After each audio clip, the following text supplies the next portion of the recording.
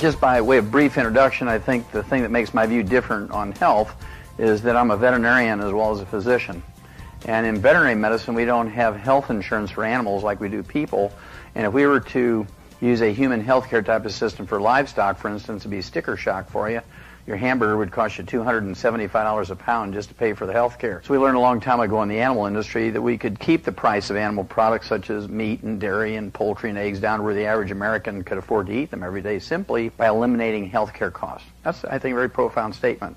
Simply by eliminating health care costs. We do that in animals with simple little nutritional formulas. That's why we have mouse pellets and rat pellets and hamster pellets and gerbil pellets and guinea pig pellets and rabbit pellets and canned and dry dog and cat food, and we have sheep pellets and horse pellets and calf pellets and dairy pellets and monkey pellets and catfish pellets and turkey pellets and duck pellets and ostrich pellets and on and on and on. You get the picture. The reason why we put all these various animal diets into the pelletized farm is so that every mouthful is biochemically perfect. Even the stupidest animal in the group gets a perfect diet. They can't sort through and just eat only the sunflower seeds or the raisins.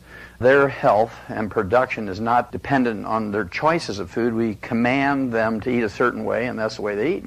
And we get a uniform, projected, expected production. We've been so successful at doing this over the last 75 years that in the animal industry we've eliminated about 900 different diseases that still plague human beings. We've doubled and tripled their historical lifespans in the last 60 years. 60 years ago, if you're old enough to remember, an old dog used to be 10 years old. Today an old dog is 20-something. 10 years ago, an old cat was 12. Today an old cat's 25 or 30. And we didn't do that with wonder drugs and genetically engineered proteins or stem cells or transplants. We did that simply by adding vitamins and minerals and trace minerals to their food. And that kind of excited me. One more little thing about my background. On a large grant from the National Institutes of Health during the 1960s, I worked with Marlon Perkins from the old Mutual of Omaha Wild Kingdom days. I was one of his veterinarians and worked on this research project. Did over 17,500 autopsies and over 454 species of animals and 3,000 human beings for a comparison. And what I learned was, ladies and gentlemen, was that every animal and every human being who dies of natural causes dies of a nutritional deficiency disease. So since 1964, I've been working very hard to get the health industry to appreciate this and not treat nutrition as the stepchild of health, but actually as the front piece of health. And it was not very successful. So I went back to school, Portland, Oregon, became actually a naturopathic physician, which is kind of like an osteopath in Oregon. We're primary care physicians. And we were able to begin in 1978 to use everything I'd learned in veterinary nutrition on my human patients. And I'm here to tell you that the concept of preventing and curing diseases in animals with nutritional formulas works just the same in people. These are the sort of things I would collect to share with my patients. I wanted to give my patients a gift, sort of an incentive or a bribe to come to me as their doctor. And I promised them I'd do everything I could to get them to live to be 100 instead of 75. And this particular issue, September 2000 of Scientific American, was almost totally devoted to 100-year-old people and what they did differently and so forth. There were articles in there by medical doctors and geneticists and gerontologists and nutritionists, and they were all coming from different directions. So there was a summary at the end telling you what you were supposed to learn by reading all this different stuff. And basically they were editorially scratching their head. They couldn't figure out why the people who lived to be 100 were the ones who were rebellious and didn't listen to their doctor's instructions. The people who followed the doctor's instructions didn't make it to 100. And they couldn't figure out why, and they wanted to do some big research project to figure out why. Well, you don't have to figure too long, because if the medical doctor's advice isn't bringing you to 100, it's not good advice. That's pretty simple. You don't need a $50 million study to figure that out. Going back to April of 1992, 12 years ago, almost 12 and a half years ago, this was a cover article, Time magazine, very profound article. I think there were 6 positive pages on nutrition in this issue. Again, April, I think it was April 6th or April 7th, 1992, the real power of vitamins. And they meant, as most people do when they say vitamins, they mean vitamins and minerals. You know, nobody says, honey, did you take your vitamin B1, B2, B3, B5, B6? Did you take your folic acid, your biotin, your choline, your B12? Did you take your calcium, magnesium, manganese? Did you take your phenylalanine and your arginine and your cysteine, your methionine, amino acids? Did you take your omega-3s? People say, honey, did you take your vitamins this morning? And it's kind of this generic shorthand for did you take your supplements. And they used it the same way here because it kind of fit the layout. The real power of vitamins and minerals, et cetera, et cetera. New research shows it may help fight cancer, heart disease, and the ravages of aging. Well, back when I started seeing human patients back in 1978 as a physician, I wanted to have some kind of animal model, being a veterinarian, and a human model to give them so they didn't think it was some outrageous thing that I was coming up with, some pipe dream. And looking around, sure enough, I found a guy by the name of Clive McKay, and he did his research back in the 1920s, and geneticists like to claim him, but he was just a physiologist. He published his landmark papers in 1935, and basically what he did was take 3 groups of rats and gave them the same basic rat pellet of the day from the 1920s, which is quite a remarkable step because research rats before this rat pellet would only live maybe 6 to 10 months after weaning, when they just feed them rolled oats and carrots and things like that. But once they came out with the nutritional pellet of the day, they lived to be an average of 2 years, and that was just remarkable for research. Well, he was the only guy at that time who was tinkering around with macronutrients, proteins, fats, and carbohydrates to see what you could do to make the animals live longer. And in group number 2, he gave them the same basic pellet as group number 1, but he cut the carbohydrate calories by 30%, kept the vitamins and minerals the same, and they lived 50% longer than group number 1. Got kind of excited about that. So group number 3, he cut the carbohydrates by 60% from group number 1, kept the vitamins and minerals the same, and they lived twice as long. And they thought they had the answer. Well, it wasn't quite that simple. When they redid the studies in pigs and dogs and monkeys and spiders and all kinds of bugs and birds and things, they found out that the secret was that he kept the vitamins and minerals the same. And the secret to this longevity by tinkering with the food is that you want to have a high level of vitamins and minerals per carbohydrate calorie. That's one of the reasons why low-carb diets are good for you, why they work to help you lose weight but also live longer. Even though people aren't supplementing, they have a modest amount of vitamins and minerals in their diet. And if they cut the carbohydrates, that means their concentration of vitamins and minerals per carbohydrate calorie is going up. And that's the thing you have to look for. Well, I had a very exciting animal model that went back to 1935. Then I wanted a human model. And I ran into a guy by the name of Art Linkletter. How many of you remember Art Linkletter? Yeah, if you're over 40 years old, you remember Art Linkletter. He was a great TV and radio host, and he invented the kids say the funniest things concepts, and he was very funny without saying 4-letter words, so I always appreciated him. And it was kind of interesting, and I ran into him, and I was looking for a human model for 100-year-olds, and he wanted to live to be 100, and there was all kinds of newspaper interviews I ran into. He wanted to be 100, and he got kind of excited about this possibility by reading a 1933 Pulitzer Prize-winning novel by James Hilton called Lost Horizon. Okay, well, Lost Horizon, if you don't remember the book, it coined a term, James Hilton coined a term called Shangri-La. How many have ever heard of Shangri-La? I think most people have heard of that. And this was this mythical place, kind of like a place where you could live in this microenvironment that was perfect, almost like Eden, and you could eat everything there, and you lived a spiritual life, and you could live to be 200, 300 years of age. And it was based on some people in what is now eastern Pakistan in a single valley called Hunza. Art Linkletter hired an eye doctor by the name of Alan Bannock to go to Hunza and find out what their secret was, because at the time, in the 1930s, they were the healthiest and the longest-lived people on Earth. Now, the most remarkable thing about the Hunzas is they were a third-world country. They had no electricity, no indoor plumbing, no telephones. They had no hospitals, no doctors, no pharmacies, no pharmaceuticals, no prescriptions. I mean, they had nothing, and yet they were the longest-lived and healthiest people on Earth. And so Art Linkletter wanted to find out what their secret was. So Alan Bannock goes there, and he really couldn't quite pick it out. He was an eye doctor, didn't know a lot about everything. So he was very good about writing about what he observed, but he didn't pinpoint any particular thing. He just says, well, here it all is, pick what you want. But there are 2 things that were valuable, knowing what we know about Clive McKay's animal models. Number 1, these people live in a single valley at 19,500-foot elevation. If you've ever farmed, you know that when you're above the timber line like that, I mean, kind of like double. The timber line is like 7,000 feet. So we're at almost 3 times the height of the timber line, and nothing grows there. Very hostile environment.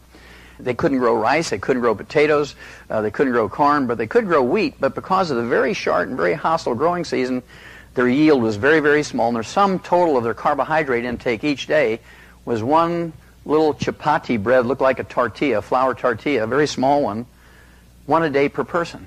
That was their sum total of their carbohydrate intake. The rest of their food was lamb and mutton, goat, cheese and milk. They cooked in butter. That was it. They had a few vegetables, you know, like tomatoes and carrots, and cabbage. And so they had a very low carbohydrate diet. So that kind of fit Clive McKay's thing, 60% less carbohydrate than the control rats. Well, where do they get their extra minerals or extra vitamins? Well, it so happens Alan Bannock pointed out something that I used to do as a kid in these people. This is a cultural thing that they did that occurs thousands of years ago in Asians and Europeans and Africans. I don't know who came up with it first, but it's been used since the beginning of time, since the dawn of written history. And it's something many of you have done. How many of you have ever taken wood ashes from a fireplace or a cooking stove and put in your garden? How many have ever done that? Okay. Well, he noted that every morning they did that. They took the wood ashes from their fireplaces and their heating fires, and they put these wood ashes in their gardens every morning. Well, the wood ashes are the minerals that are left when you burn away the carbon in the wood. So every morning they were putting minerals back into their gardens. Now that is a very profound thing. It sounds so simple. Now we as Americans used to do that because we all came from a background of Europeans or Asians or Africans, and so everybody came to the United States in the 1700s, 1800s, 1900s with this history, but something changed in our culture in 1940. This was the end of healthy Americans in 1940. It actually started before that. It actually started the Industrial Revolution, but it was just a trickle. But they shut the spigot off for intake of minerals in 1940. What happened in 1940? Everybody got a modern kitchen. Electricity, gas, propane. Are there any wood ashes left when you cook with an electric stove? Are there any wood ashes left when you cook with natural gas? Are there any wood ashes left when you cook with propane or a microwave? No. And so as soon as we got the modern kitchen, there was no more wood ashes to put into the gardens. And so our source of minerals dried up just like flipping off a switch. And so we're not eating the same as we did, just even culturally. We're not eating the same. Just assuming that all our vegetables are as healthy as they were 100 years ago, we're not putting the minerals back in because we don't have the wood ashes from our cooking fires and our heating fires to put back in the land. Well, human beings need 90 essential nutrients, 16 minerals, 16 vitamins, 12 essential amino acids, 3 essential fatty acids to flourish and reproduce and do well and repel diseases and so forth. And plants only need 9. Plants are very simple organisms. I have a degree in agriculture, and I can tell you, factually, the plants only require 9 to be in a state of flourishing and robust health, but they can get away with 3 to give the farmer the maximum yields in terms of tons and bushels per acre. That's why you see bags of fertilizer with NPK, nitrogen, phosphorus, potassium, 10, 10, 10, 10, 16, 12, because different plants require different ratios of those 3 elements. One's an element, the other 2 are minerals. And we need 60. Where are you going to get the other 57? Well, first of all, our food plants cannot give you everything you need just by eating well. Plants are very good about making vitamins, amino acids, and fatty acids when they're well nourished. They have to have at least those 3 nutrients, NPK, to make vitamins, amino acids, and fatty acids. These are carbon compounds, and plants can take carbon dioxide out of the air and use the sun's energy in a process known as photosynthesis to manufacture long carbon chains. And many of these are actually configured into vitamins, amino acids, and fatty acids. And plants can do that. They can make it. And if you spend 8 hours a day shopping and picking out everything at the perfect stage of ripeness, and you cook food properly and you store food properly, you might, only with the grace of God, get enough vitamins, amino acids, and fatty acids. But it's worse than Vegas when it comes to the minerals. Plants cannot manufacture minerals. If you can find me any plant that will manufacture any mineral, I don't care if it's lead, I'll give you $1 million in small bills, tax-free, in any offshore account you want. You'll be a bazillionaire soon. But there are no such plants. Plants don't make minerals. They can't make minerals. They're not genetically capable of making minerals. They get their minerals from the soil, and unfortunately, nutritional minerals do not occur in a uniform blanket around the crust of the earth. Nutritional minerals occur in veins like chocolate and chocolate ripple ice cream. Nutritional minerals occur in veins like gold and silver. And the odds of you and I getting all 60 essential minerals just by eating well is 0. I don't care if you spend $1 million a day for food and you live on the very finest caviar and Australian wine and artichoke hearts imported from Costa Rica and all this wonderful food. Guess what? You're still going to be deficient in minerals.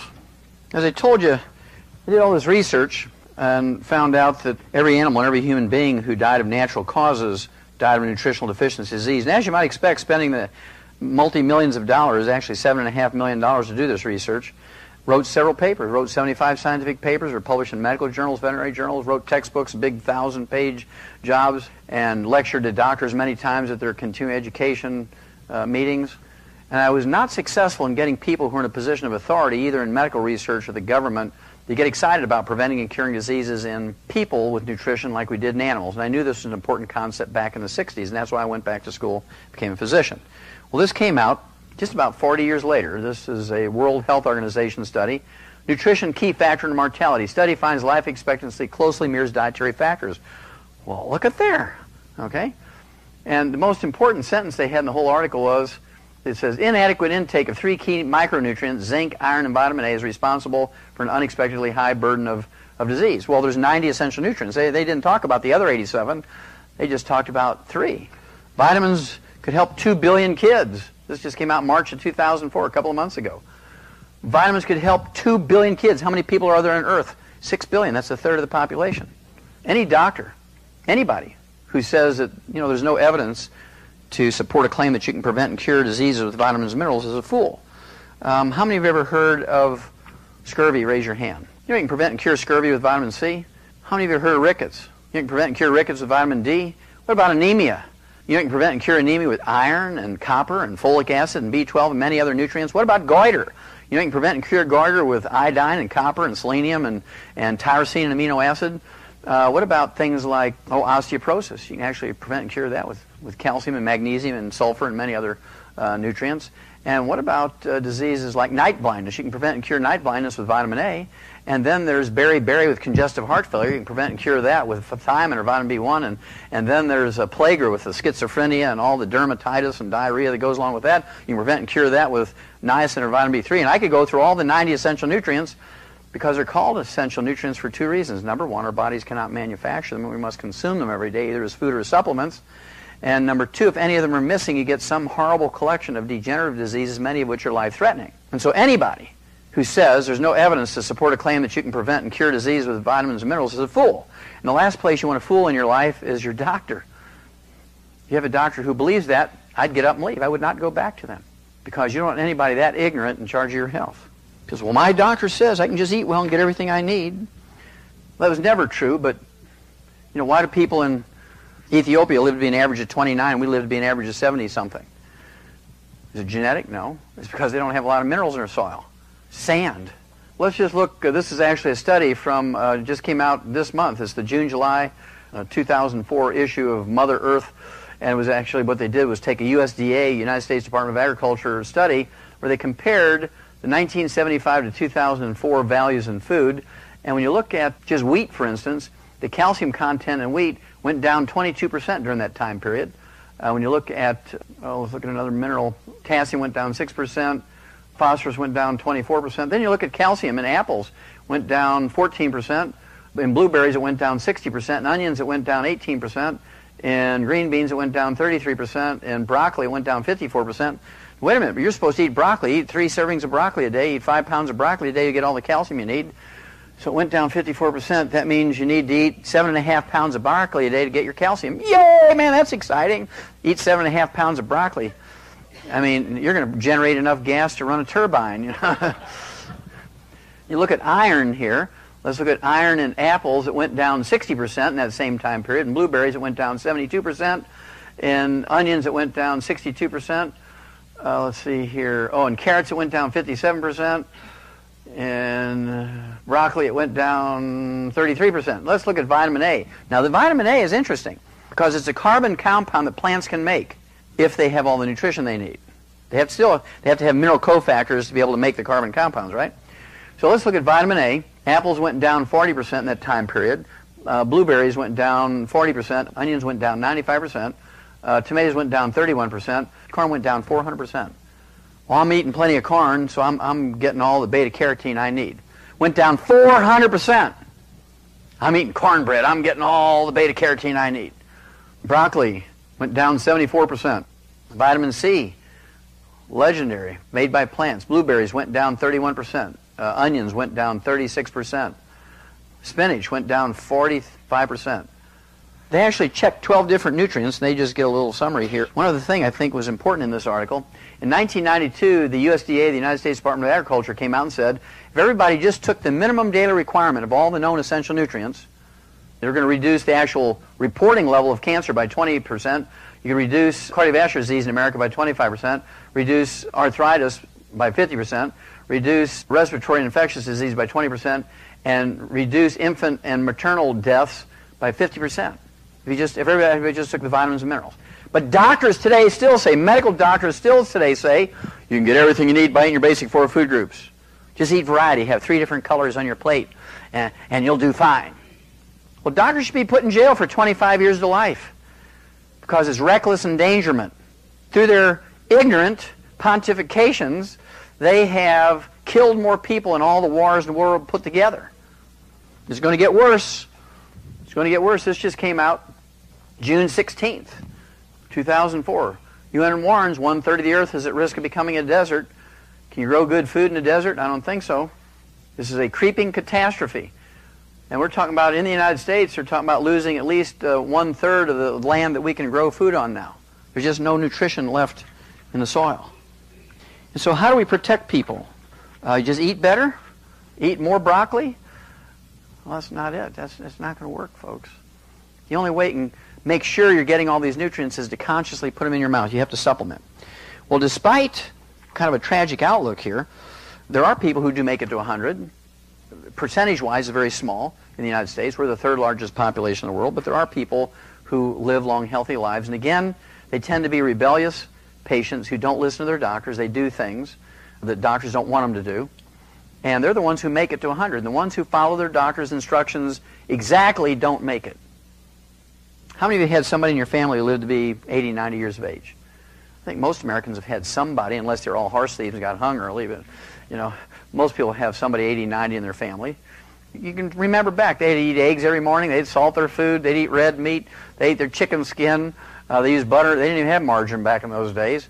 And the only exercise they did when they came home from a hard day's work was to fall asleep on the floor in their bib overalls. They didn't even have a lazy boy chair to sleep in. So let's see some of these rebellious people.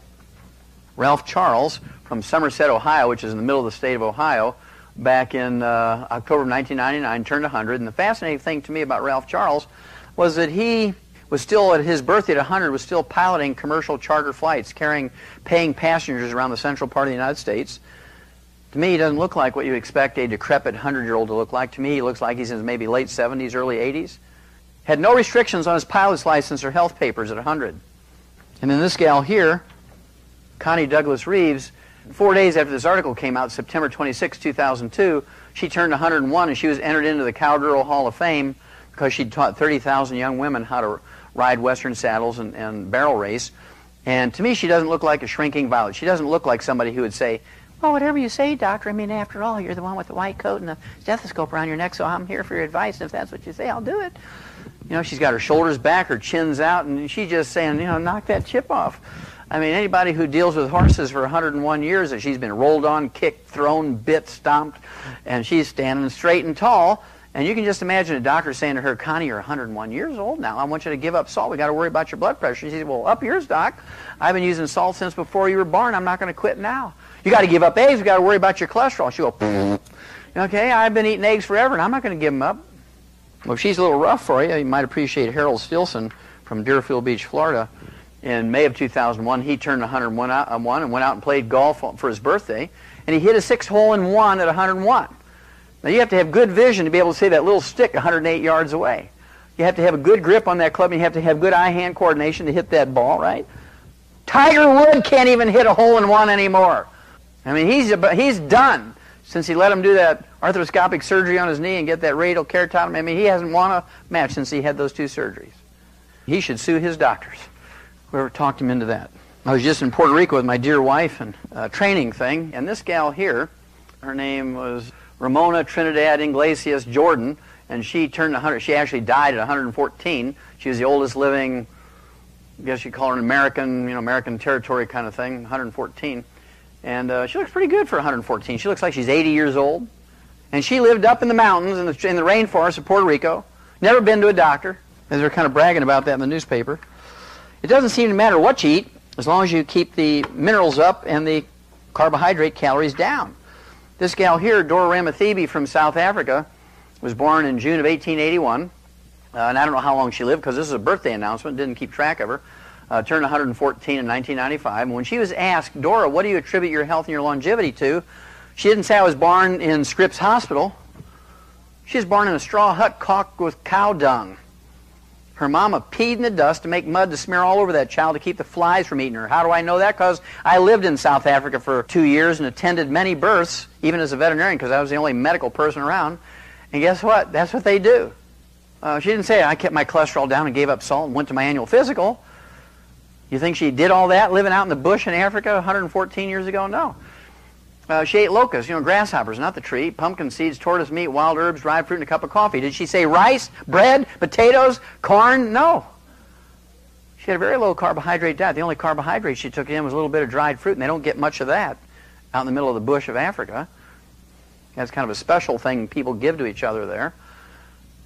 Had a very low carbohydrate diet, had some essential fatty acids from the pumpkin seeds, and she got some protein from the grasshoppers and the tortoise meat.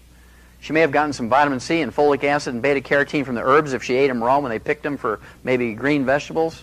Well, guess what they do in Africa? I kind of gave you a hint earlier on. Every morning they take the wood ashes from their heating and cooking fires and they put them in their gardens where they grow their squash and cucumbers and carrots and tomatoes and cabbage. So recycling minerals, low carbohydrate diet. Did she have access to vaccinations and penicillin and all that stuff and great doctors from Harvard Medical School and Mayo Clinic? No. Living out in the bush. Couldn't read. Couldn't even get an Advil.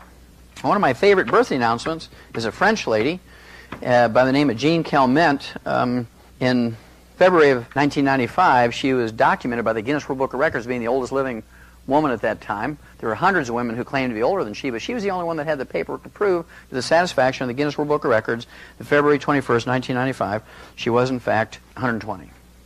February 21st, 1996, she turned 121. February 21st, 1997, she turned 122, and she died in August of 1997 at the age of 122 years and 164 days. She was 122 and a half when she died. She died suddenly of a stroke. She was up singing Farajaka, for God's sakes. Farajaka, Farajaka, cooking her eggs. Whoa! Fell over dead. That was it. No nursing home. I mean, nothing. No cancer, no heart disease, no Alzheimer's disease. She was bright and mentally alert until the day she died. No diabetes. This came out in October when I was in Adelaide, Australia. It was an Adelaide, Australia newspaper. They have a lot of stuff from Southeast Asia, as you can imagine. This guy here, a tiger hunter, a Cambodian tiger hunter, said to be the world's oldest man, has died at the age of 122. Sek Yi, who was also a martial arts expert, attributed his longevity and that of his wife, Long Uk, 108, to smoking and prayer. Well, I can go for the prayer part, Pastor Joe, but I want to know what he was smoking and if he inhaled. There's also a Sydney, Australian newspaper, also in 2003, a Brazilian believed to be the world's oldest woman, has died at the age of 124. Maria Etelvina dos Santos died of a stroke in Salvador. Her birth certificate said she was a descendant of African slaves born in June of 1878. Was she born in Scripps Hospital? Did she have vaccinations and penicillin? No, she was born in a straw hut caulked with mud, and since her parents came from Africa, her mama peed in the dust to make mud to smear all over that child to keep the flies and mosquitoes from eating her. Turned out to be how many people in San Diego have lived to be 124? Here's a gal who made it to 120. I don't know if she's still alive, maybe. She's a gal by the name of Elizabeth Israel. And this was back in January of 2001. She was born in 1875. She was born in the Caribbean, on the island of Dominica, according to her birth and baptismal records. Well, how do these old people have so many birth records? That's because the Spanish set all that stuff up in 1541. They set up a birth certificate system. Anybody who was involved in the Spanish churches got a birth certificate. Here in the United States, they say, well, yeah, so-and-so claims to be 130 years old, but they don't have a birth certificate. That's because they were born in, 1905, and they still weren't issuing birth certificates in Beanbag, Iowa, right? Okay, one last one. I think you'll get the message here, and then we'll move on to the meat of this thing. This gal here, Mazumi Dusti from Iran, back in January of 1995, and this her obituary is published in the Rocky Mountain News out of Denver, Colorado, said that she died at age 161. That seems pretty outrageous, but you have to actually give some credibility to this obituary because she was survived by 6 living children ranging in age from 120 to 128, and none of them had left home to go to college yet. They were still babies. Her oldest son said his mother had never visited a doctor. She never took any prescription medications. She only used herbs during her life. There's messages all over these birthday announcements and obituaries, ladies and gentlemen. None of them are just swooning over their cholesterol-lowering statin drugs. None of them are swooning over, eating egg beaters. These are all primitive people. There's clues here. But what do primitive people do every morning? They take the wood ashes from their cooking and heating fires and they put them in their gardens. We have electric stoves. And so how do you replace what we gave up for the convenience of a modern kitchen? You have to consciously supplement and put them in your mouth. If you don't do that, you're doomed to suffer all the terrible diseases you can suffer from. Now, geneticists tell us we can live to be well beyond 100. We have the genetics. I don't care if everybody in your family died at 35. Everybody in this room has the genetics to live well beyond 100. The short version of why we don't is because we do too many bad things and not enough of the good things. I mean, that's the shortest way I can say it. It's always amazing to me why people go to medical doctors for advice on health and longevity. I have to ask my doctor. I just hear that so many times I want to choke people. In my tape, Dead Doctors Don't Lie, I said the average medical doctor lives to be 58. And medical doctors, I mean, they just got so hysterically angry with me. You can't believe how angry they got with me with that. I mean, they called me every kind of name you could call another human being and reported me to every agency they could think of, and some they made up. And they didn't want to believe me, which I did a survey. I took all these obituaries in medical journals and added them up the ages and divided by the number of doctors, got a simple average and said doctors live to be 57.6. I rounded up to 58, gave them the benefit of the doubt, and they did their own study. Came out 3 years later, 1999, so Wallach was wrong. The average doctor doesn't live to be 58, they live to be 56. Wallach was a liar. And so why do we go to medical doctors for advice on health and longevity when they only live to be 56? I mean, it's outrageous. I mean, you wouldn't do that in any other industry. Why would you go to Mr. Goodwrench to have your car maintained if the word got out that his cars that he maintained only went 5,000 miles before they burned up? The reason is twofold. I pondered on this a long time. They have convinced everybody they're the go-to people. I mean, you can't even put on a Band-Aid without asking your doctor. I mean, where are the medical doctors? I mean, we have to get everybody to fight for insurance, right? Because there's 30 million people in America without health insurance. I mean, the country's doomed without health insurance. Secondly, they've been able to relegate all other health practices, even 10,000-year-old ones like Ayurvedic medicine from India and traditional Chinese medicine. They've been able to relegate them to quackery. They've been able to convince the government that they're the go-to people. Chiropractors and naturopaths, acupuncturists, Ayurvedic medical practitioners, these guys are all quacks. Insurance can't pay quacks. If a patient goes to them, we got to put them in jail for practicing medicine without a license. They have politically and financially been able to kill their competition. Now, the Sherman Antitrust Act was actually put into law in 1895. Any industry that does that gets knocked down. Ma Bell tried it, and they broke them up. Why doesn't the government break up the medical profession? I'm going to show you why in a second. It's pretty scary. Well, if we're getting our money's worth, you might be able to say, well, they're crooks and scoundrels and all that kind of stuff, but because we're getting our money's worth, it might be okay. Let's see if we're getting our money's worth. First of all, each year the entire world spends $2.7 trillion, that's with a T, $2.7 trillion for health care. That's a gob of money, $2.7 trillion for health care. Now that $2.7 trillion, the United States alone each year spends $1.6 trillion, more than half. So we better rank pretty high since we're spending more than half. We're spending more money for health care than all the other nations in the world put together. So let's just see where we rank. In April of 1990, I found the first public printing of where we rank. This was a World Health Organization and the Center for Disease Control out of Atlanta, Georgia, came together and they came up with a survey. They said out of the top 32 industrialized nations, the United States ranked 17th. In April of 1990, there were 16 other countries whose peoples were healthier than we were and lived longer than we did. And yet we spend more money for health care than all of them put together. The entire world. And we ranked 17th. Japanese ranked number 1, 79.1. You can say, well, that was a bad study. Let's redo it. Well, they did 10 years later, June 2000, they redid it. Japan maintained number 1, but they dropped from 79.1 down to 74.5. So this was our chance to catch up and surpass them, at least gain on them, right? Instead, we dropped from 17th longevity all the way down to 24th. Now there's 23 other countries whose peoples live longer than we are and healthier than we are, and yet we spend more money for health care than all the other countries in the world. Does that give you some sense that we're going the right direction? Well, it doesn't me. I'm just a dumb farm boy from Missouri, but the numbers don't equate to being on the right track. That give you the sense that doctors are laying awake day and night trying to figure out how to cure us of all these terrible diseases? Doesn't me. What about all these 250,000 pharmaceuticals and prescription drugs they have in the PDR, Physician's Desk Reference? If you take out the 500 antibiotics out of there, out of the 250,000 drugs, which are designed to cure infections, you know, like strep throat and scarlet fever and pneumonia and things like that. There's 249,500 pharmaceuticals left. And you can't find one of them that are designed to cure anything. They're all designed to milk the insurance system. There's no laws requiring pharmaceutical companies to make cures, and so they don't. There's no laws requiring medical doctors to cure people when their cure is available, so they don't. Now that's a mind blower. There's no law requiring doctors to cure people when their cure is available, so they don't. Now, we would all like to think in our heart of hearts that doctors, medical doctors, are altruistic and they're in the business of helping people. Well, if you believe that, you're living in la-la land. Their primary concern is not to help people. Their primary concern is to crack that financial nut every month. Health spending has hit the biggest surge in 11 years. It must be Bush's fault. God, it's Bush's fault. No. That started out 20 years ago when we came up with the managed care. How many heard of managed care? Now, managed care was designed to stop excessive tests and unnecessary surgical procedures and unnecessary prescriptions by doctors. And it was working. But doctors' incomes got cut in half. I mean, their lifestyles were going in the tank. So they started whispering to their patients, look, there's some beady-eyed accountant kept you from getting that test. Now, I'm the doctor. I know you needed that test, and he won't let me do it. You got to pay for it out of your own pocket. Oh, we can't have that. And so by continuing to whisper in the patient's ears after 10 or 11 years, patients finally kind of rose up and Medicare had to back out of the managed care system.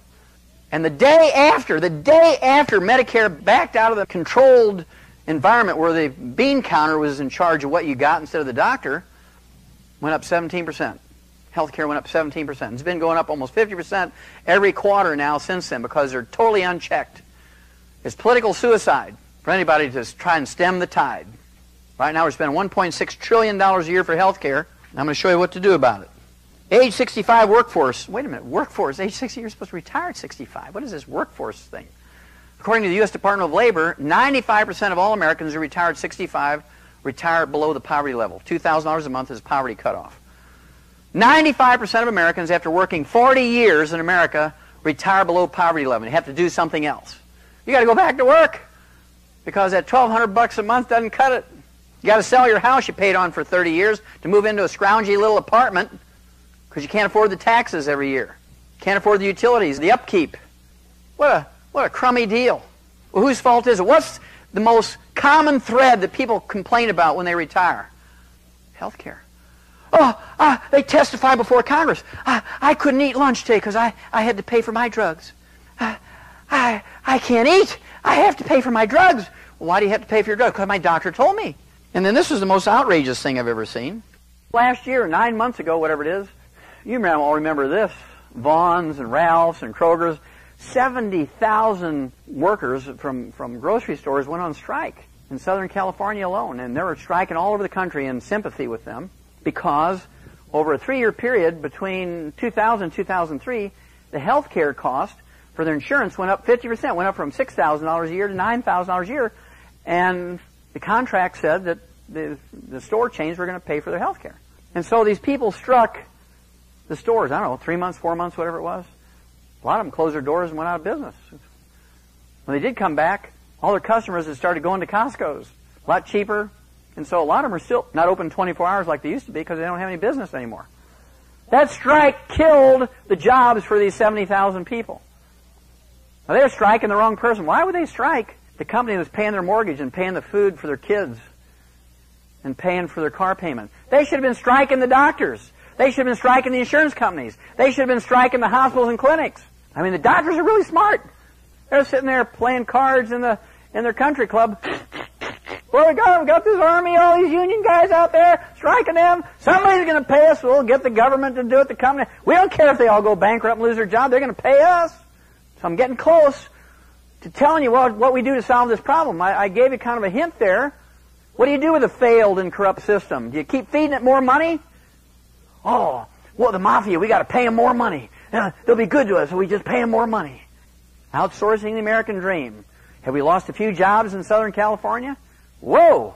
They're going to India faster than you can name them. Telephone operators in the United States average $12.50 an hour plus health benefits.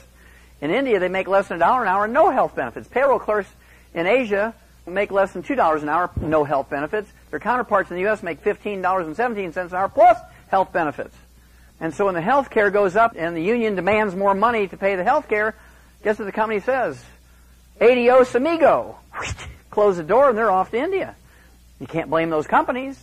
I mean, they're working on 1% margins of profit. They got to worry about their stockholders. And so if you push too much, it's like the old pinball machines. Some of you old remember the old pinball machines before computers? You had 1,800 points left before you could win a free game. And you started pushing that thing too hard to keep that ball up there. What happened? Tilt! Game over. I hated to see that. Game over, game over, game over. Well, that's what happens when you push the employers too much now. They have other options. They can just close their doors and go to India. You know, with today's electronics, 3 rings, and they say, howdy, how can I help you? And you think you've called Texas. You just hit New Delhi. They kind of tell you where, spiritually medical doctors come from. But they're not going to treat lawyers and their families who sue them for malpractice.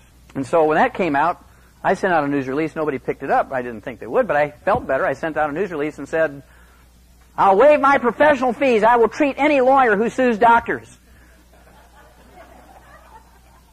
for malpractice. I will waive my professional fees. Didn't get published anywhere, but I felt good because I sent it out. Doctors say they'd lie to get insurers to pay. 58% of doctors admitted in a survey that was published by the American Medical Association, 58% admitted they would lie to get paid for procedures they didn't even do. They admitted they would lie to get paid for procedures that they did do that the patient didn't need.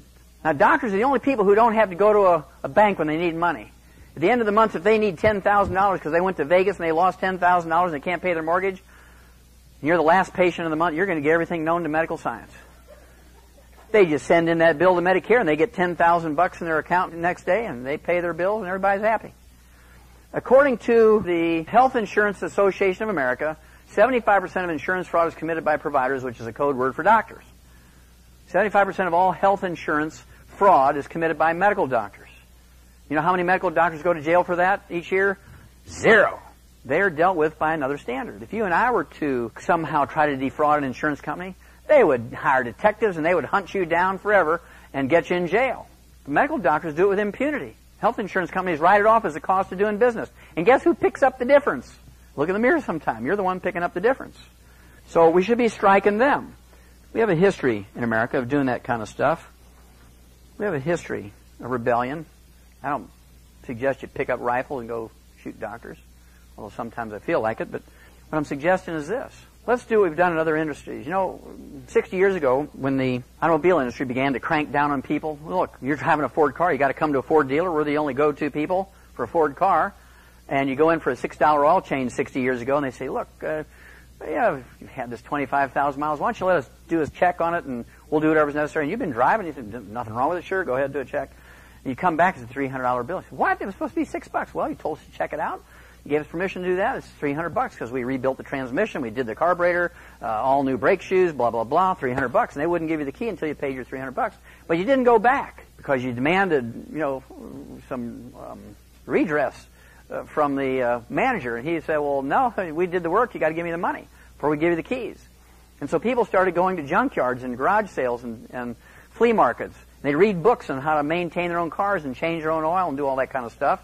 They stopped even thinking about going to the dealerships.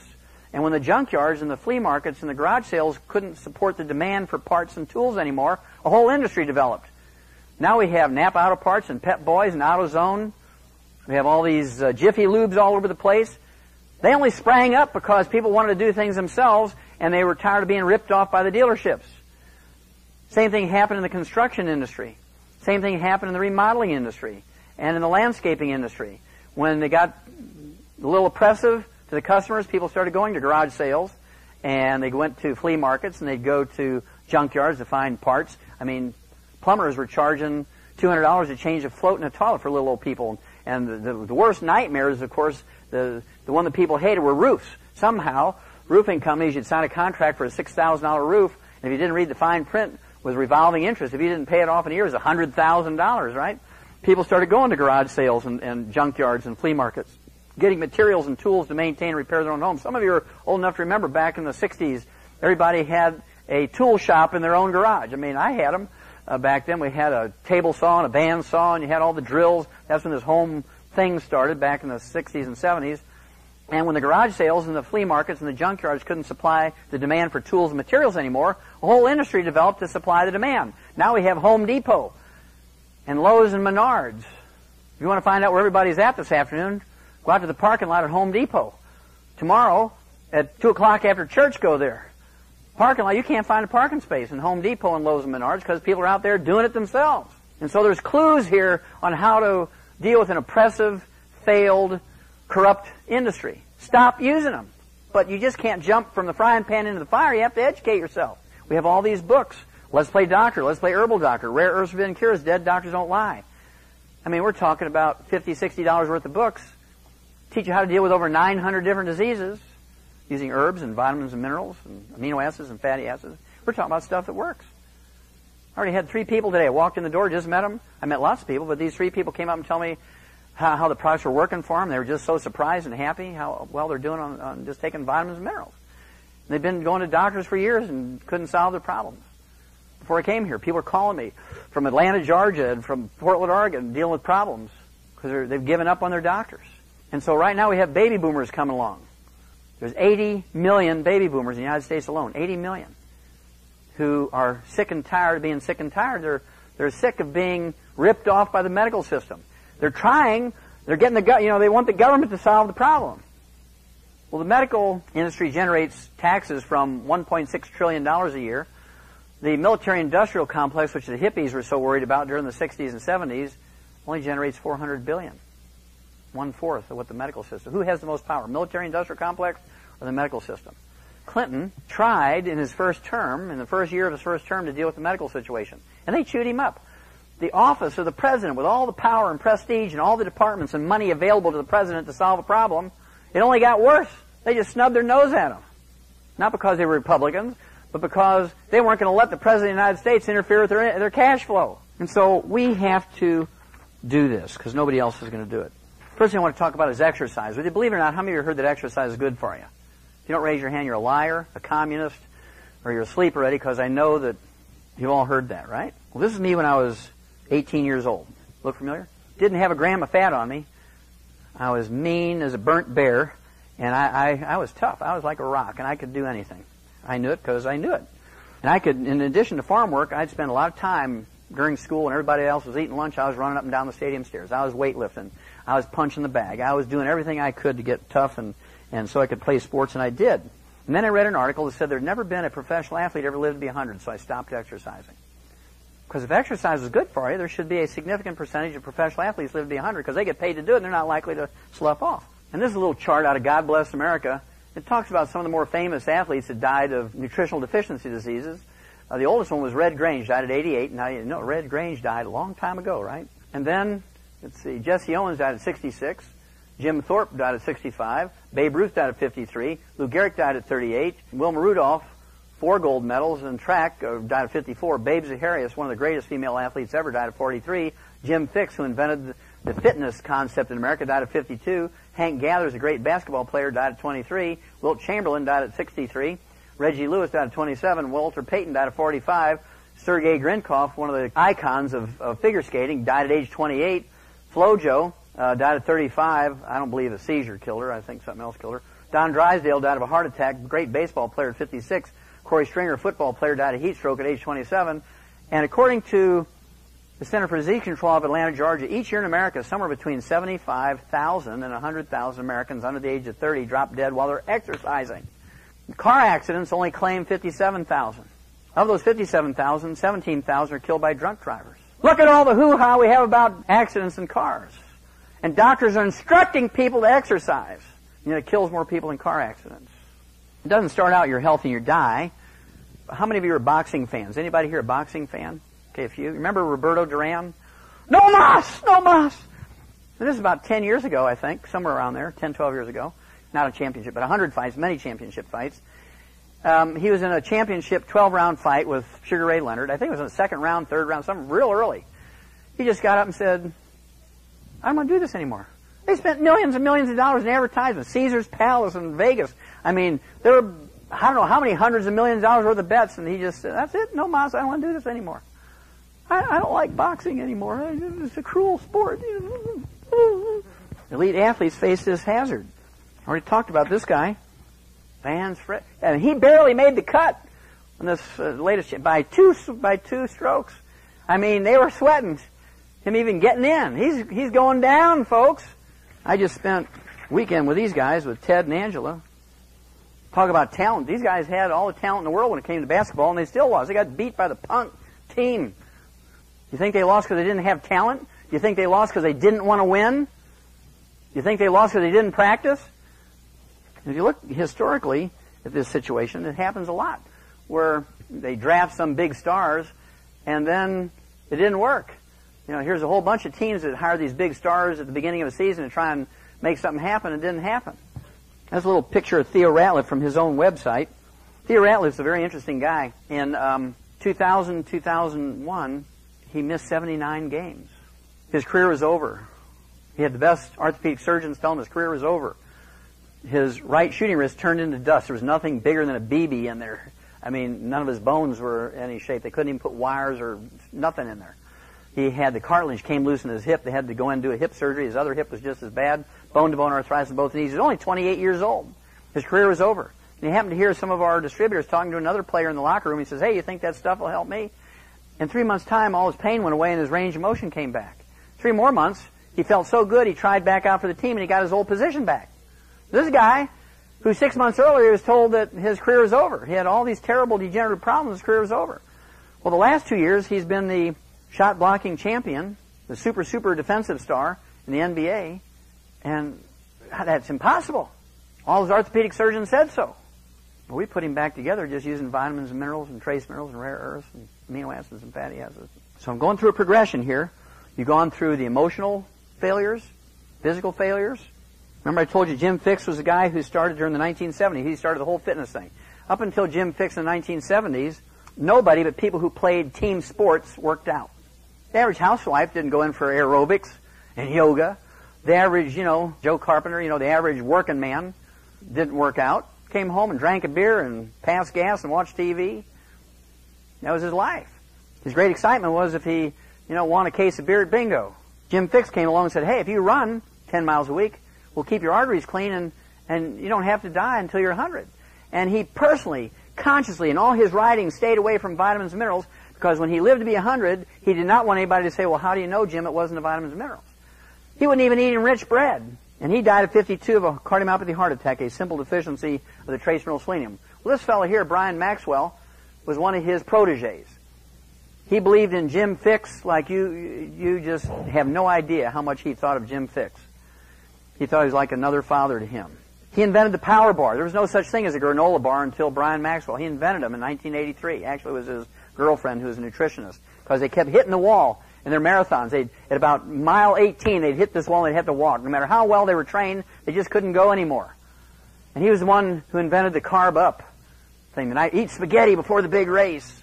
This is the guy that came up with that. He just died in March of a heart attack, cardiomyopathy heart attack at age 51. He'd won 14 world-level marathons in the Olympics, World Games, International Marathon, 14 of them. He placed in the top 5 in 100 of them in his lifetime. And he died at age 51 of a cardiomyopathy heart attack, a simple deficiency of selenium. And so when he died, we got on the computer and we looked up the analysis of power bars. It's just nothing but grains and some honey and sugar and stuff like that. It's an energy bar. It's a power bar, energy bar. No selenium. Okay, one more clue. Well, 2 more clues. This is a small study, only 158 sudden deaths of young athletes. This is from 12 to 40. And of the 158 sudden deaths, 48 of them were in basketball. Only 1 was in boxing. Isn't boxing a more dangerous sport than basketball? Not according to this. 48 of the 158 that died in this little study were basketball players. How many have ever been to a professional basketball game? Well, if you've never been to a professional basketball game or even a college basketball game, they have a team of people with towels. And during the free throws and the timeouts, what do? They're out there wiping the sweat off the floor so the players don't slip when they get under the basket and all that traffic is going on the basket. They're out there wiping that sweat out from underneath the basket. That's another little clue. June 9th, this gal here, Rolanda Pierce, 19 years old, 6'5", Florida State University. She was going to be the big savior of women's professional basketball when she graduated from college. I mean, she was the big up-and-comer. She died of a ruptured aneurysm at age 19. Ruptured aortic aneurysm. A copper deficiency. I mean, we eliminated ruptured aneurysms in turkeys in the 1950s. She died of something that even a turkey wouldn't die from. I guarantee you, she had the finest sports medical doctors. She had the finest trainers the money could pay for. But she died of something that a turkey wouldn't die from. Because I guarantee you, she was just living on Coca-Colas and curly French fries. Doesn't seem to matter what sport it is. Gray Lundy from Newport Beach, California, died at 14 of a cardiomyopathy heart attack, training for water polo. This gal here, Helen Moros, the top runner, smoke-free, top marathon runner in Australia, died at 35 of a cardiomyopathy heart attack. Does she look healthy to you? She looks like an escapee from a death camp in Germany to me. I mean, look at her arms. I mean, she does not look like a healthy person. We talked about Sergei Grinkov, age 28, died of a cardiomyopathy heart attack. The darlings of the pairs figure skating world. One more, maybe two more, then I'll tell you why. Reggie Lewis. At 27, he collapsed with a cardiomyopathy heart attack. They diagnosed it correctly, cardiomyopathy heart attack, a simple deficiency of the trace mineral selenium. They got 12 cardiologists from around the world, the top 12 cardiologists from around the world, and they paid them $1 million each to refer, this is the Celtics, they paid them $1 million each to refer their patients out to other doctors so they could devote their full time to saving Reggie. He was their top financial player, and they wanted to save him, get him back in the game, and they were arguing amongst themselves, who's going to do the transplant, who's going to give him a pacemaker, could he play with a transplanted heart, could he play with a pacemaker if they put it in the right position, and all that kind of stuff. And while they were arguing about this, he dies. 3 weeks later, he dies. Second cardiomyopathy heart attack. Well, if you wait long enough, justice has a way of coming around, right?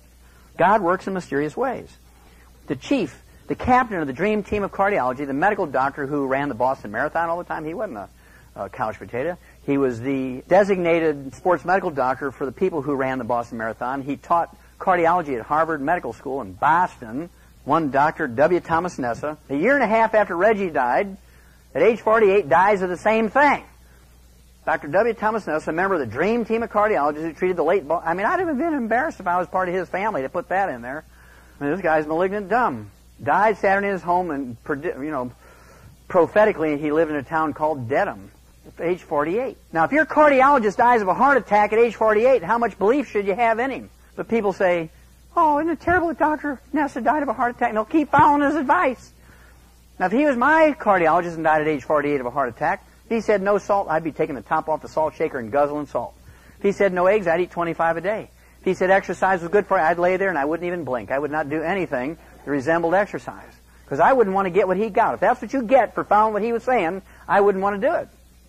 Well, the hint is, of course, athletes sweat more in 5 years than couch potatoes do in 75 years. You know there's more librarians live to be 100? There's never been a professional athlete ever lived to be 100? It's pretty scary. Now, when I showed that to these guys in Vegas, I mean, they really got concerned. Also, carbonated drinks will increase your risk of osteoporosis and fractures by 500%. I stood up there on the stage and I told them, if I was a trainer, if I was an owner, I would not even let my players in the same room with carbonated drinks. Because they're big problems. The reason why they fall out, joint problems, bone problems, ligament problems, cartilage problems. They're not sitting there guzzling all those carbonated drinks. Doctors lack proof that too much salt is unhealthful. This came out almost exactly 7 years ago. This was presented at the annual meeting of the American Heart Association in Portland, Oregon. After years of telling healthy people that too much salt isn't good for them, researchers still don't have solid evidence to back up that claim. Now, what does a good farmer or rancher put out for his livestock? Salt block or salt lick, right? There's nobody out in the pasture telling a cow she's limited to 1 lick a day, is there? I refuse to believe my human patients were dumber than a cow. Now, look, go ahead and salt your food to taste, salt your body. Don't worry about it. Well, how do I know if I'm getting too much? Well, it won't taste good. That's a high-tech answer, right? If it tastes too salty, don't eat it. If it tastes good, eat it. That's very simple. Works like a charm. Salt has nothing to do with high blood pressure. Genetics has nothing to do with high blood pressure. None. Nothing. That's the first thing they say. Do you have anybody in your family with high blood pressure? Yes. Okay, you're going to get blood pressure medication. Well, I don't have high blood, but it's in your family. Genetics has nothing to do with it. Salt has nothing to do with it. In fact, the government spent $30 million in what they call the Sodium Task Force, and this came out in 1997. On the bottom line, it said, the study found that people who limited their salt intake to 1,000 milligrams or 1 gram a day, which was what medical doctors recommend to you, the people who followed the doctor's instructions had 6 times more heart attacks, 600% more heart attacks than those who defied their doctors and ate double that amount of salt. It's a government study. They're trying to prove that salt was bad. You had to get rid of salt. They couldn't do it. Because it's not true. Salt is an essential nutrient. If you get too much, you won't like it. So what causes high blood pressure? High blood pressure is caused by a simple deficiency of a single nutrient. Now, we've eliminated that deficiency in animals. Pigs and horses and cows and canaries and parakeets and dogs and cats and salamanders and crickets can all get high blood pressure. But they don't get high blood pressure not because they don't have the genetics to get it. They don't get high blood pressure because, remember I said we got these little pellets? Because we don't have insurance to pay for calcium channel blockers and beta blockers for dogs. And so we just put that little mineral and all its cofactors in those pellets called calcium. And you can drink 50 gallons of milk a day and you can't get enough calcium to lower your blood pressure. You can eat 25 pounds of cheese a day. You can't get enough calcium to lower your blood pressure. The only thing that will happen is you'll be so constipated you'll need a jackhammer to have a bowel movement. If you didn't have hemorrhoids, you're going to get them. And so as part of our basic program, the basic program with all the known essential nutrients to support maintenance and repair, it's a mindless thing. You don't have to, let's say I need 2 of these and I got my ratios and 40 bottles of this. And we've done it all for you. $100 billion worth of research. We put it in those bottles. Obesity, quickly, 62% of Americans overweight, 40% are obese. And, there's all these diets. There's the Atkins diet. There's the South Beach diet. There's the Zone diet. And all they do is parse words on percentages of low glycemic carbs and fat. And they're, I like 20%. No, I like 22%. It's going off the stick. Nothing is touching it. Well, my wife and I are finishing up a book because we know the cause of obesity. I mean, veterinarians know the cause of this because when you put an animal into the feedlot, when you put a steer in the feedlot, what is your goal? Make them fat. Prime beef is fat. We know how to do it. We know the technology to do it. And when you reverse engineer it, you can make lean beef. Oh, I mean, that's mysterious. We've been doing this forever. So I got tired of just telling everybody. Goes in one ear and out the other. Some people listen, take the ferret fat pack, lose a few pounds, right? But there's a lot of technology in that ferret fat pack. It's just not another diet because it's been engineered to work based on what they taught me in 4 years in agricultural school and 4 years in veterinary school and 45 years of experience. When that book comes out, it's going to be a shocker to everybody because it's going to be so far different than what anybody else is doing because none of them have even come close to the cause of the problem. They're just trying to deal with the symptom, fat. The reason why people get fat again is because they haven't dealt with the basic systemic problem. Obesity on track is #1 preventable killer. Ooh, that's important. Well, here's the secret of obesity. If you recognize what's going on in that picture, there's a work wagon of a little Amish farm in Lancaster County, Pennsylvania, Intercourse, Pennsylvania. That's off a little Amish farm. And I walked onto the farm and I said, what do you feed your horses? Oh, we just give them ground corn and whatever they can get out of the pasture and a little bit of hay. Well, you got a problem. He said, yeah, they get lame all the time. I want you to look at that wagon. You see anything wrong with that wagon? Yeah, I heard him say chewed up. That's right. Those horses have chewed that plank out of that wagon.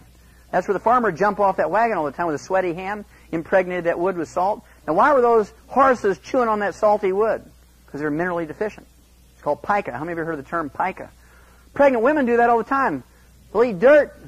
That's so common in the south part of the United States. They actually sell clay in little bags. You can get white clay, blue clay, red clay, yellow clay. They sell it in the grocery stores because pregnant women have cravings. How many of you have heard of pregnant women getting cravings? Okay, any woman who's ever been pregnant has a craving, right? That's because the baby is stealing minerals from the mother and she's not taking them in fast enough to replace what the baby's stealing from her. We've been taught that it's socially unacceptable to eat dirt and chew on the furniture, so we eat snacks. If you're that hungry and you're eating dirt, or you're eating dirt as a kid, bam! Don't do that. You'll embarrass me. If you're that hungry, go in there and eat a moon pie and a RC. Get them potato chips. Now, this is not a secret. The snack food industry knows about all this stuff. They engineer their food. The motto of Lay's potato chips is what? Written right on the bag. You can't just eat one. Because they engineer. When you open that bag, you're going to eat the entire bag and you're going to look for a second bag. It's engineered for that. It's not a mystery. And so, if every kid who had these cravings, you all know them, especially during a holiday, you've just eaten a 7-course dinner, and you open up that refrigerator and you're standing there staring in there. What are you doing, Frank? I gave you a 7-course dinner for Christmas. You're staring in the refrigerator. I don't know. I just need something. I don't know what it is. I'm just looking for something. Because calories don't solve the problems of a mineral deficiency. When you take minerals, you're not really hungry anymore. And so it's really easy to cut back on the food because you're not hungry anymore. I just show you 2 gals. This gal's from Nashville, Tennessee. Ann Halsenbach. Lost 90 pounds, 11 months. Good-looking lady. Did great.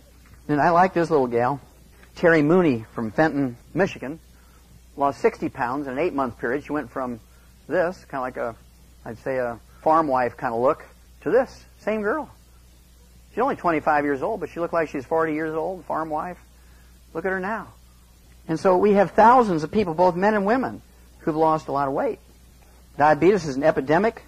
Diabetes is an epidemic. It kind of goes along with this obesity thing. 1 million new cases a year in the United States alone. It makes up 12% of the American population. 32 million diabetics. Of them, 95% or 31 million are adult-onset type 2 diabetics. And adult-onset type 2 diabetics make tons of insulin. They make as much as 10 times more insulin than non-diabetics.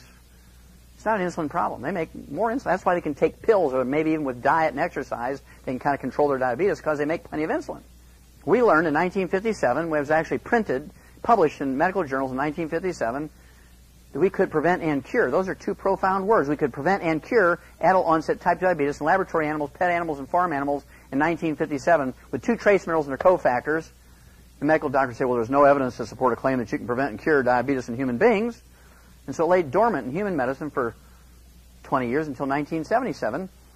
And then a guy who couldn't speak English very well, a medical doctor who couldn't speak English, who they put in charge of a coma center because he didn't have to talk to the patients, right? They're all in comas. They put him in charge of a coma center, so all he had to do was read records. And he noticed that the people who survived 3 months in this coma center always got adult-onset type 2 diabetes. 100% of them, after 3 months, 100%, regardless of their race, their age, their gender, nothing mattered. If they lived 3 months in that coma center, they got adult-onset type 2 diabetes. They were waiting. They started testing them at about 2.5 months. Sure enough, they'd always get diabetes by 3 months. They'd give them insulin. They'd control them.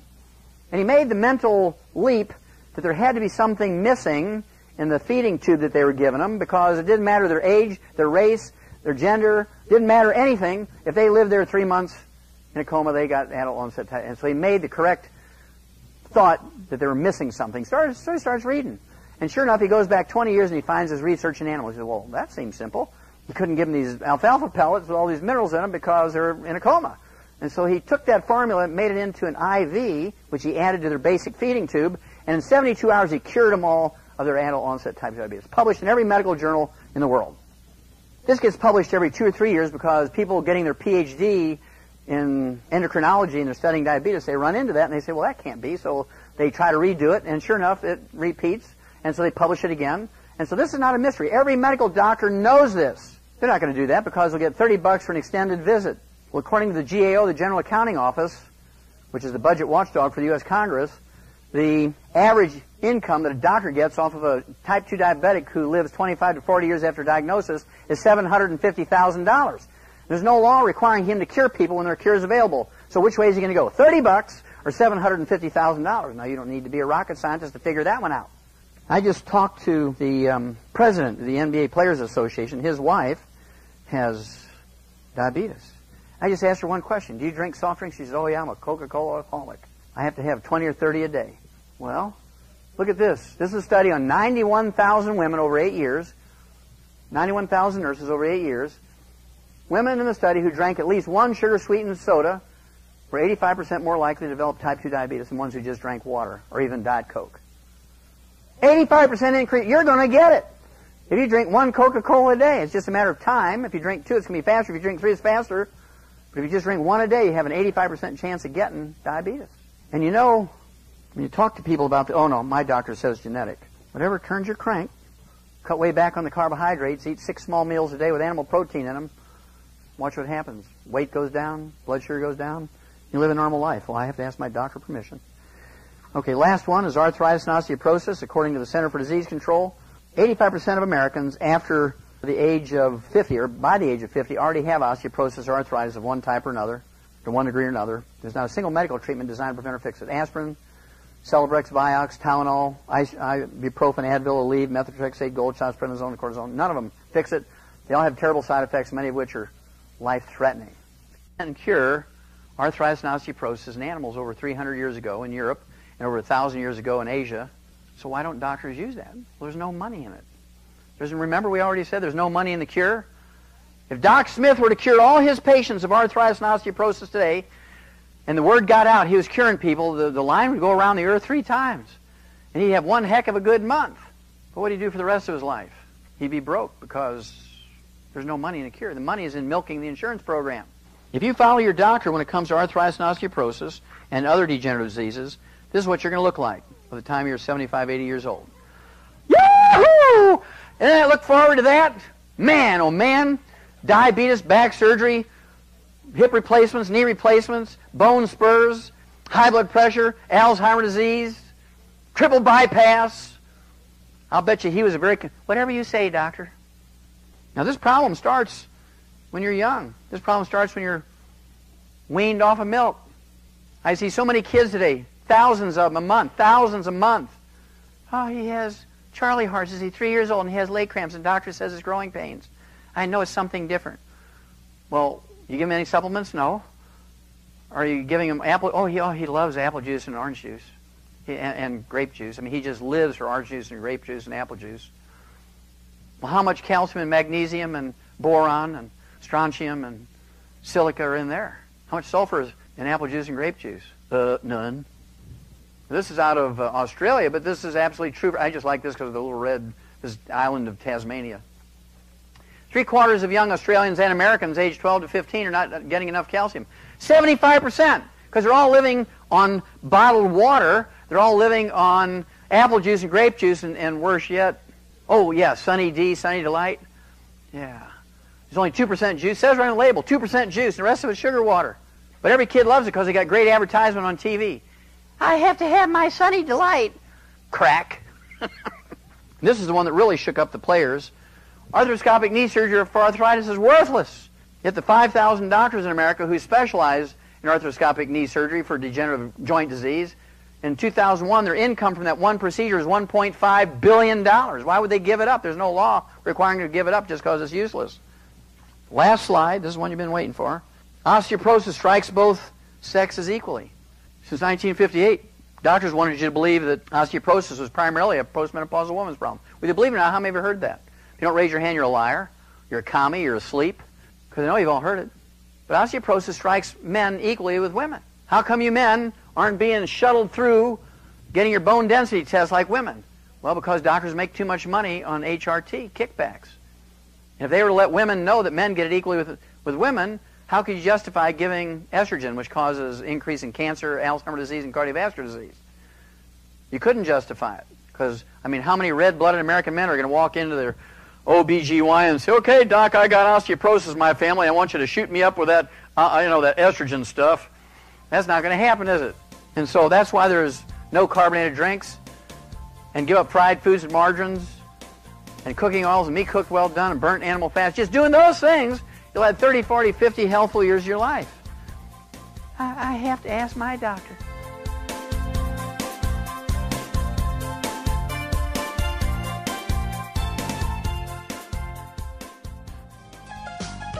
Information and statements regarding dietary supplements discussed have not been evaluated by the Food and Drug Administration and are not intended to diagnose, treat, cure, or prevent any disease.